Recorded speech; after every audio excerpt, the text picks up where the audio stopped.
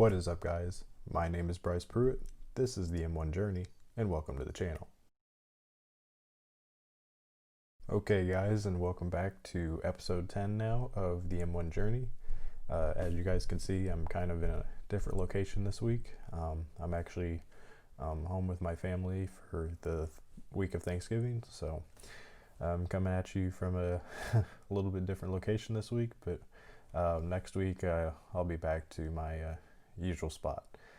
So the market this week was pretty flat, I would say, overall, if not a little bit down. I'm actually recording a little bit earlier than I usually do on Mondays, and so the market hasn't closed yet, but we're looking like we're going to be kind of down for the day, which is okay because obviously the past 3 or so weeks have been a really extraordinary rally, one that I wouldn't have expected with everything that's still going on, but if that's where we are, that's where we are. So as far as anything new with the channel, as always, check out my latest Let's Discuss video on Thursday. I talked about my top 5 investing rules that I kind of go by and I thought you guys might take interest in, as well as my Twitter poll has ended to decide what I will be talking about on this Thursday as far as an individual stock. So you guys voted, and it seemed to be a pretty resounding decision to discuss Boeing on Thursday, which is also Thanksgiving. So happy early Thanksgiving to all of you guys. But yeah, as always, please like and subscribe if you enjoy my content, and follow me on Instagram and Twitter at bpruitt_YT as always. So yeah, I'll get into my disclaimer and then we'll check out the portfolio. As always, guys, I just like to make it abundantly clear that I am not a financial advisor. I'm just 20 years old. I'm still trying to learn everything myself, so I'm just trying to give a little bit of entertainment, maybe a little bit of insight on investing and kind of how I go about doing it. So anyway, let's get into the portfolio for the week. Okay, guys, as you can see here, kind of had a little bit of a flat week on my portfolio, but a lot of that's being made up today, up over 1.3%, which obviously is a very, very strong return for a single day. For the week, though, we were down a little bit, less than 1%, but after the big rally we've been seeing, that's completely okay. Kind of saw a buying opportunity with a few of my stocks, so took advantage of that. For the month, though, we're still up over 5%. For the quarter, we're up over 9%. And then all time since July 2nd, when I originally signed up on M1 Finance, we're up over 16%, which is almost $2,200. So that almost $200 or over $200 here in dividends, which very, very happy about. So yeah, the dividends are starting to roll in, as well as some of that growth in share price. So I've been really, really encouraged by what I've seen, especially over the last couple of weeks. So all time, I'm up over 13% on dividends, 30% in my growth pie, which I'm kind of expected since this is my growth pie, a little bit more of growth stocks oriented, as well as my ETFs up over 15% still. So all very, very good. So my activity for the week, kind of a busy week in some regards, started with on the 18th, I had 2 buys when I bought Johnson & Johnson and Pfizer. And as you can see, I had a sell here of Viatris, which I'll be honest, kind of caught me off guard. I was not aware, I guess, that Pfizer was spinning off one of their divisions into its own company, into its own stock. So I was given a share of Viatris, but it was not in my pie at the time, so M1 automatically sold it, which is okay because I'm really just wanting Johnson & Johnson, Pfizer as my healthcare stocks. So here's the announcement that I guess I just missed on November 16th. So they completed their agreement with Upjohn, which I don't really know much about, I guess. But yeah, so it started trading, and it was trading around $16.50 per share. Here's what I'm going to talk about here pretty soon. But yeah, so that kind of caught me a little bit off guard because I didn't know what it was, but I had to do a little bit of research, but that's okay. So here is my next purchase. I used that money from the Viatris sale and then added a little bit more because, like I talked about last week, Lowe's was pretty beaten up, so picked up a little bit more of that. So going to continue to buy Lowe's for the foreseeable future because they've kind of had a tumultuous month a little bit, but Lowe's is a good company and I know they've got a lot of long-term potential, so I'll continue scooping them up for years to come. So here today I kind of made the big plunge that I'd been talking about for a while. I finally added Costco to the portfolio. Bought about $225 worth, which is about 0.6 of a share. If you guys have not heard, as I kind of revealed a little prematurely here, Costco announced a special dividend coming in December. They will actually be paying $10 per share. This is a one-time offering because Costco had such a strong year, largely due to the pandemic, I would say, but still, they're a good company, and they will be paying out about $4.4 billion in their reserves to shareholders as in the form of special dividends. So if you've got Costco shares, I'm sure you're very happy. I kind of wish I had been buying Costco for a longer amount of time, because then I'd have more that I'd be getting in December. So that was kind of my activity for the week. I only had one dividend. It was from Procter & Gamble. It paid me 54 cents. So kind of a slow week for dividends.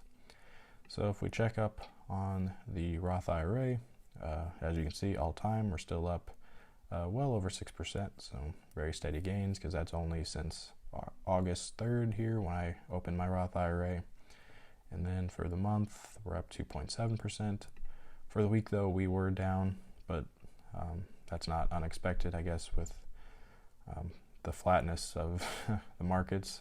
But today, up just barely, really breaking even. So yeah, as far as activity in my Roth IRA, today was my bi-weekly deposit of $75. So I made my usual 10 buys as usual. So nothing too special here, just kind of filling out the pie where things were needed. Picked up a little bit more Microsoft. We were starting to get a little bit on the low side of my Microsoft slice, but everything's pretty balanced out now, which is good to see. So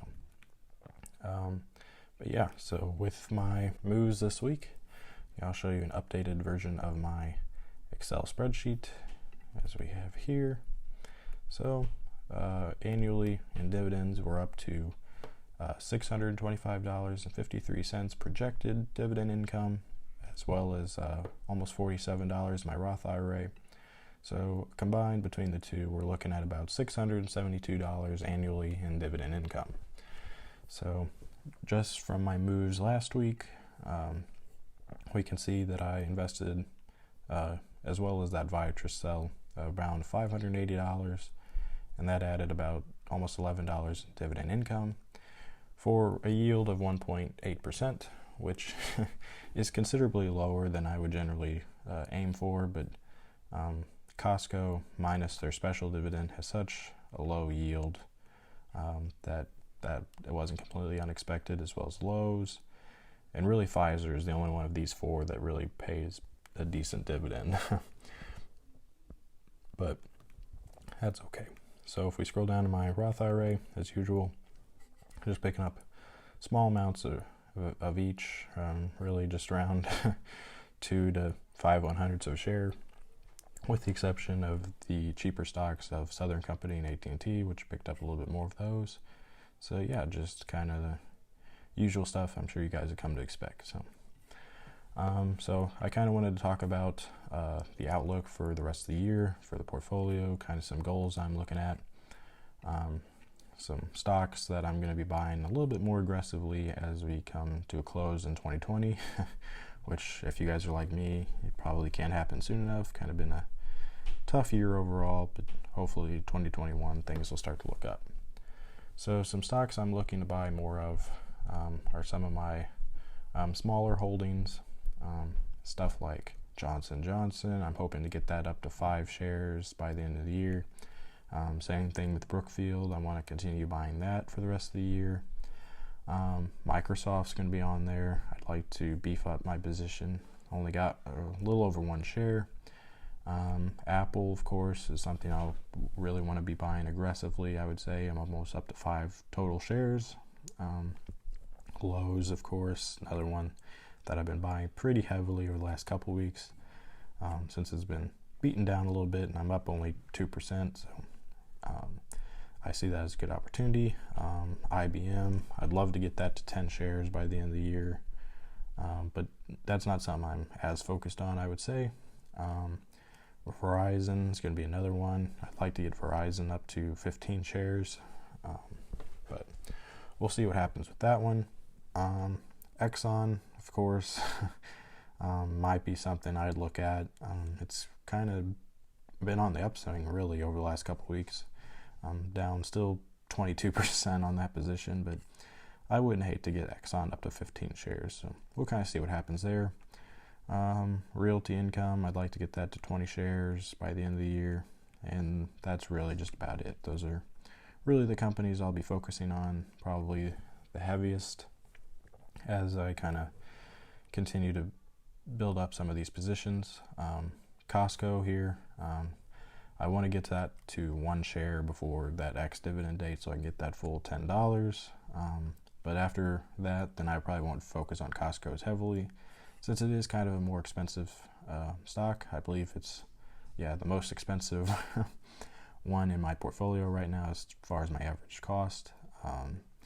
So some of these higher end positions I won't be as aggressive on, but other than Johnson & Johnson, maybe Lowe's. If McDonald's kind of has a downturn, I would consider more McDonald's in the immediate future anyway. But I'll mostly be focusing on some of these cheaper positions to close out the year. So yeah, that's pretty well the update for the week. Had some pretty good activity, added a position, so that's kind of exciting. I'll wrap up this portion of the video. Okay guys, that's just about going to wrap things up for this video. As always, I like to make some final comments before I go. If you haven't already, please feel free to use my link in the description of this video to sign up on M1 Finance. Of course, as always, when you do so and make your first deposit, you'll get $10 from them. So it's kind of a nice reward for using their platform, which I think is great. That's why I use it. So as always, please like and subscribe. I really, really appreciate it. I actually this week hit 20 subscribers. I know that's still quite a low number, I guess, but it's kind of neat. Have some people weekly tuning into my videos, so I really appreciate it. I guess I'll have my viewer question of the week. Since I've already answered the question myself, I was wondering what stocks you guys are buying for the rest of 2020, and what stocks or even sectors seem appealing to you for the remainder of the year going into 2021. Of course, I discussed that already in this video, so feel free to share your thoughts on that question or any other thoughts you may have down in the comments below. Kind of like to engage with you guys and what your guys' thought processes are as well, But I think that's just about to do it for this week. Don't forget to check out my video coming on Thursday where I talk about Boeing. So that should be pretty interesting, because Boeing's probably going to be a little bit of a hard stock to talk about, since there's probably a lot of volatility still there, but I'll cover all of that on Thursday. So anyway, I'll catch you guys in the next one. Thanks, guys.